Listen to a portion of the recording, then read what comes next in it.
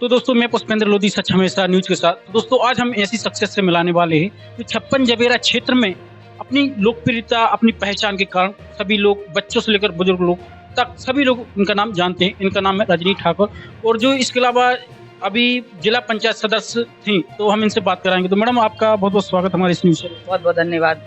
तो मैडम अभी आपने ये जो चर्चा का विषय बना हुआ है जबेरा क्षेत्र में कि अभी आपने बीएसपी की तरफ से फॉर्म डाला था, लेकिन फिर निकालना क्यों पड़ा, क्या वजह? निकालना इसलिए पड़ा, जैसे आपको मैं अवगत कराऊं कि बीएसपी और गोंडवाना का गठबंधन हुआ था, जिसमें आप देख सकते हैं कि 230 सीटें हैं जो विधानसभा की, उसमें से गठबंधन में 178 सीटें गई थी आपकी बीएसपी के लिए और 52 सीटें गई थी आपकी गोंडवाना के लिए। गठबंधन में दोनों पार्टी का राष्ट्रीय स्तर पे मतलब गठबंधन हुआ था। एक नोट शीट पे या बोले कि राष्ट्रीय अध्यक्ष आपका बीएसपी और राष्ट्रीय अध्यक्ष आपके गोंडवाना का, इनका लिखित मतलब एक कार्रवाई हुई होगी, उस आधार पे ये सीटें आवंटित हुई थी। अब जब मतलब दमोह विधानसभा में ये चारों जो सीट है विधानसभा की, उसमें ये सीटें गई थी बीएसपी के खाते में। मतलब यहाँ पे गठबंधन में जो सीट गई थी उसका बी फॉर्म लगना था और वो प्रत्याशी यहाँ पे उतरता। लेकिन इस वाली सीट पे क्या हुआ था, जबेरा सीट पे कहीं ना कहीं पेट फंसा हुआ है, जिस कारण से बीएसपी से भी कैंडिडेट उतारा गया और गोंडवाना से भी प्रत्याशी उतारा गया। तो कहीं ना कहीं या तो ऊपर का गठबंधन या उसमें मिसअंडरस्टैंडिंग थी, जिस कारण से फिर मुझे लगा, क्योंकि मुझे खड़े होना था कि जो समाज के लोग क्योंकि मुझे टिकट नहीं मिली थी कांग्रेस से, तो कहीं ना कहीं समाज इस चीज से रुष्ट थी कि कांग्रेस पार्टी ने उनको टिकट नहीं दी। भाई हमारी दीदी ने इतना प्रयास किया था, उनने ये बोला कि आप दीदी हमारी समाज से खड़े होइए, हम लोग आपको आगे बढ़ाते हैं। लेकिन कहीं ना कहीं ये डिस्प्यूट होने के कारण फिर मुझे लगा कि हाथी में ना जाके मैं फिर कांग्रेस में ही काम करूं, इस कारण से फिर मैंने अपना फॉर्म कल वापस लिया। सर्वे कराया था मेरे चैनल ने भी, बाकी सभी चैनलों ने, तो आपका नाम भी काफी ऊपर था। तो क्या लगता है आपको टिकट क्यों नहीं दी गई? बिल्कुल निश्चित, देखिए चुनाव के पहले निश्चित तौर पर हर पार्टी सर्वे कराती है, मेरा भी सर्वे हुआ था और जो भी मेरे कांग्रेस के मतलब जो भी कार्यक्रम रहे, निश्चित तौर पर मैंने उनमें बढ़ चढ़ कर हिस्सा लिया। और 5 सर्वे हुए थे कांग्रेस के द्वारा, 2 सर्वे हुए थे एआईसीसी के द्वारा और 3 सर्वे कमलनाथ जी ने खुद प्राइवेट कंपनी करवा के लगवाया था। उन सर्वे में मेरा नाम भी काफी अच्छा चल रहा था और दिल्ली भी मेरा नाम गया था। अब हो सकता है जो भी कारण हो, क्योंकि ये तो ज्ञात नहीं है, और टिकट चलिए मुझे नहीं मिल पाई कारण हो, लेकिन हाँ मेरा नाम अच्छा काफी चल रहा था। बीजेपी वाले अभी बार बार बोल रहे कि भैया कांग्रेस में कोई नेता नहीं है, एक ही नेता है, तो घसा पटा उसी को बार बार टिकट दे रहे, सांसद ही बना रहे, विधायक ही बना रहे। तो क्या आपको क्या लगता है कांग्रेस में कोई नेता नहीं है? नहीं, कांग्रेस में ऐसा नहीं है, काफी सारे नेता हैं। अगर जबेरा की हम बात करें तो काफी सारे ऐसे नए नेता हैं जो उभर के आ रहे हैं, लेकिन कहीं ना कहीं क्या होता है कि सभी सामाजिक स्थितियों को देखकर टिकट बांटनी पड़ती है। जैसे मैं एसटी से हूँ और ये सीटें क्या है, सभी जो है कोई आरक्षित सीट तो है नहीं है, जनरल सीटें हैं, तो कहीं ना कहीं जाति समीकरण या कुछ ना कुछ उसको जमा कर ही टिकट दी जाती है। ऐसा नहीं है, जो ऊपर जो आला अधिकारी नेता हमारे वरिष्ठ बैठे हुए हैं उस हिसाब से उन चीजों को डिस्ट्रीब्यूट करते हैं ऐसा। और नहीं, जब आप देखिए काम करेंगे निश्चित तौर पर ऐसा नहीं है कि आज आपने काम किया और कल आपको उसका रिजल्ट मिल जाए। किसी ना कहीं नेता उस चीज को देखता है और आगे जाके उनको चांस और मौका जरूर मिलेगा। देखिए आज का जो माहौल बन गया है राजनीतिक, वो जाति समीकरण पर बिल्कुल बन गया है। टोटल मैं मानती हूँ पहले ये चीजें नहीं थी, क्योंकि बहुत बड़ा एग्जाम्पल हम पहले का बताएं, रत्नेश सोलोमन जी हैं, वो इसी क्षेत्र से जिनकी एक घर बस वोटर था, जिसमें शायद 4 या 5 वोटर थे, और उनको क्योंकि पहले ये चीजें नहीं चलती थी। आप अगर दमोह की बात करें तो वहां पर टंडन जी को अभी वर्तमान में अभी विधायक थे और प्रत्याशी भी हैं दमोह के, उनकी भी वोटें मुझे लगता है 100 वोटों से उनकी भी वोटें ज्यादा नहीं है।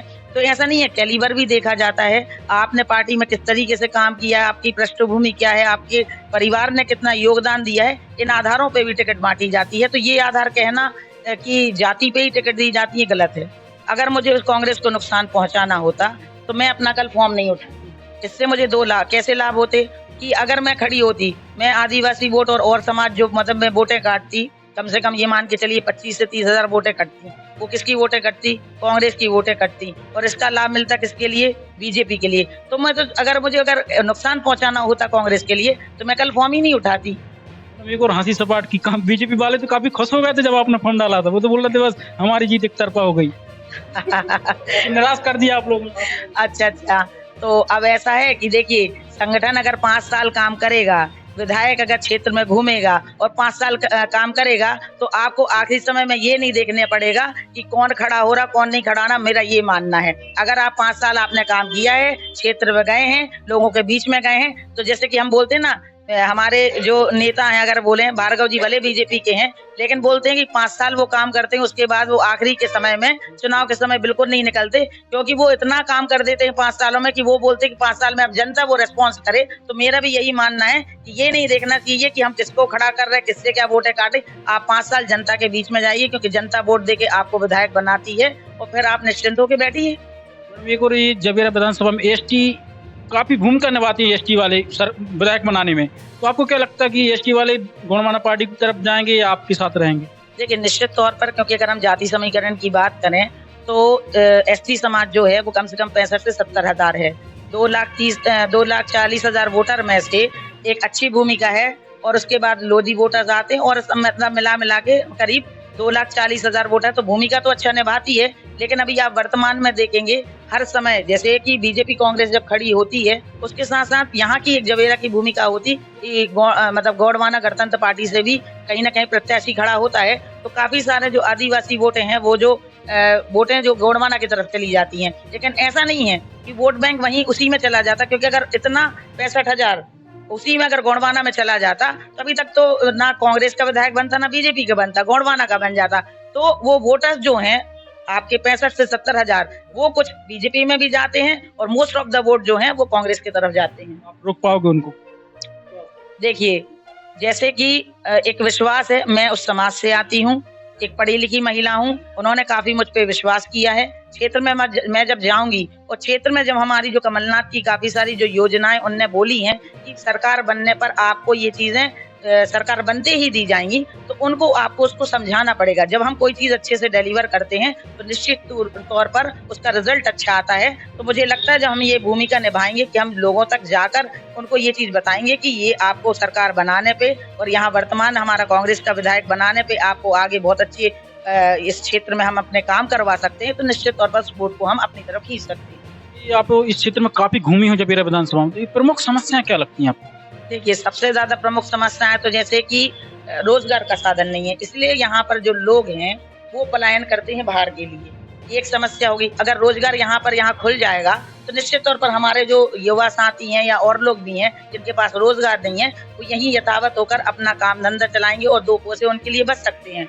दूसरी समस्या है जैसे कि किसानों के लिए, कि किसानों के लिए यहाँ पर जो तालाब वगैरह या पानी की सुविधाएं, ये सब नहीं है, क्योंकि कहीं ना कहीं क्या होता है कि हमारा जो ये क्षेत्र है किसान प्रधान क्षेत्र है, खेती किसानी अच्छी है, लेकिन कहीं ना कहीं पानी की समस्या हो जाता है कि 2 फसलों में उनको दिक्कत आ जाती है।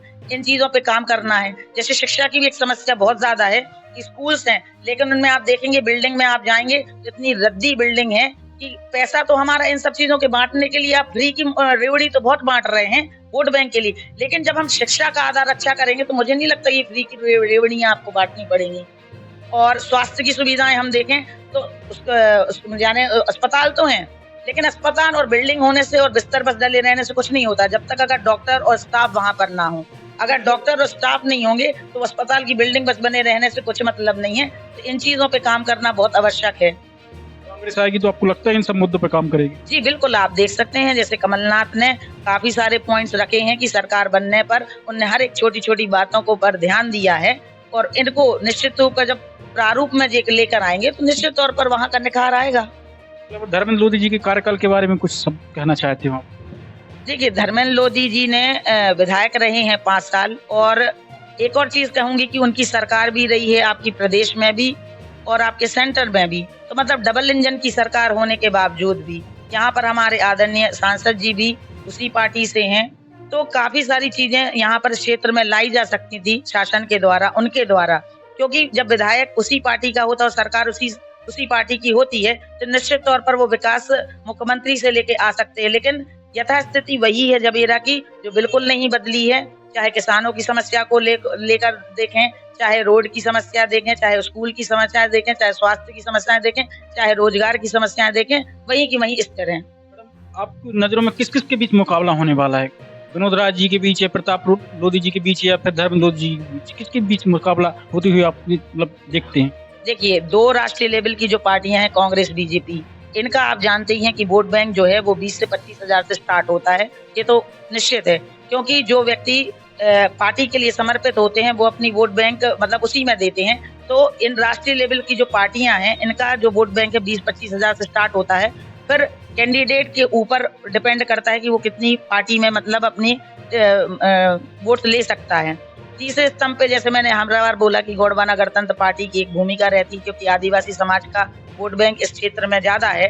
तीनों कैंडिडेट, क्योंकि इस बार गोंडवाना गणतंत्र पार्टी से एक समाज का व्यक्ति नहीं उतारा है। हर बार क्या होता था, एक आदिवासी, क्योंकि ये जो पार्टी है ये आदिवासी समाज पर पूरी पार्टी निर्धारित है, लेकिन इस बार इसमें जो कैंडिडेट है वो आदिवासी का नाम बना के विनोद राय जी को मतलब उनको बनाया गया है राय समाज से। तो देखते हैं कि क्या रुझान रहता है समाज का, उनको सपोर्ट करती है कि नहीं करती है। क्या लगता है कांग्रेस कितने हजार वोटों से जीत दर्ज कराने वाली इस बार? देखिए, पिछला अगर हम परिणाम विधानसभा का देखें तो कांग्रेस को मतलब 43,000 और बीजेपी को 48,000 मिला था। वोट बैंक आप देख सकते हैं कि 100% तो नहीं होता है, लेकिन 55 to 60% वोट बैंक हमेशा विधानसभा के चुनाव में होता है। और निश्चित तौर पर 1 लाख से 70,000 वोट डलेंगी, जिसमें से आप मान के चलिए कि 55 से 60,000 कांग्रेस के लिए वोट बैंक डलेगा। प्रताप सिंह जी जो हैं मेरे आदरणीय हैं, सम्मानीय हैं, पूर्व विधायक रह चुके हैं, काफी उनका अनुभव है क्षेत्र में। और अगर मैं उसमें अगर बात करूं कि कांग्रेस पार्टी में बात करूं, संगठन में बात करूं, तो उनका एक्सपीरियंस मुझसे ज्यादा है, वरिष्ठ हैं, मैं आदर करती हूं उनका। निश्चित तौर पर उनको उनकी बातों से और उनके काम से मुझे कई चीजें सीखने मिलेंगी। हमेशा वो महिलाओं का सम्मान करते, तो बिल्कुल ऐसी कोई बात नहीं है, मेरा उनका कोई अनबन है। ये चीजें ऊपर नीचे चलती हैं। पार्टी ने मुझे टिकट नहीं दी, पार्टी ने लेकिन जब मुझे बनाया तो निश्चित तौर पर मैं पार्टी के लिए फिर से समर्पित होकर काम कर रही हूँ। आपको विश्वास है कि भविष्य में पार्टियां जातिगत समीकरण से ऊपर उठकर आपको मौका देंगी? विश्वास है? देखिए, जिस तरीके से मैंने अभी अपनी बात रखी है और अपनी बातें रखते हुए जैसे मेरे हमारे ऊपर के जितने भी वरिष्ठ नेता हैं, कमलनाथ जी हैं, दिग्विजय सिंह भी हैं, अरुण यादव जी और भी लोग हैं, उनको अपनी बात रखी है, अपनी ताकत भी दिखाई है कि निश्चित तौर पर वो कांग्रेस ने बोला कि जाति जनगणना वो करेंगे, लेकिन एक और उनको समझ में आता है कि हमें जो टिकटें हैं वो कैलिबर के हिसाब से देनी चाहिए, परफॉर्मेंस के हिसाब से देनी चाहिए। तो नेक्स्ट मुझे लगता है कि राजनीति में आगे जाके भी ट्रेंड बदलेगा, ऐसा नहीं है। मैंने कहा ना कि अगर ऐसा होता तो रत्नेश सोलोमन जी की केवल 4 वोटें थी इस विधानसभा में, लेकिन उनको कैलिबर और उनके परफॉर्मेंस की वजह से यहाँ की जनता लाइक करती थी, चाहे वो लोधी समाज हो, जैन समाज हो, आदिवासी समाज हो, एससी समाज हो, सब वर्गों ने चाहता था। अगर ऐसा होता कि जाति समीकरण यहाँ पर आता है तो मुझे नहीं लगता वो कभी विधायक और मंत्री बनते। जबेरा क्षेत्र की जनता को संदेश देना चाहते हो? जी, मैं आप सभी से अनुरोध करना चाहती हूँ जबेरा की जनता से कि 17 तारीख को वोटें डलनी हैं। ये आपका एक बहुत अहम भूमिका निभाने वाला आपका एक दिन है और एक एक मत से आप सरकार बनाते हैं, अपने क्षेत्र का विधायक बनाते हैं, तो निश्चित तौर पर आप अपने वोट की अहमियत समझें और 17 तारीख को जरूर आप अपने मतदान केंद्र में जाकर वोट जरूर डालें और एक अच्छे व्यक्ति को लेकर आए जिसमें एक समाज सुधारक हो और अच्छा एक हमारा समाज और हमारा एक राजनीतिक जो है वो अच्छा निखर के आए और आपके बीच में एक अच्छा कार्य हो और क्षेत्र में अच्छा कार्य हो, यही संदेश देना चाहती हूँ। तो उसके अलावा कुछ आपके मैडम से कुछ सवाल हो तो हमें कमेंट कीजिए, हम फिर से आएंगे और मैडम से वही सवाल जानेंगे। मैडम आपका बहुत बहुत धन्यवाद कि आपने अपना कीमती समय हमें दिया।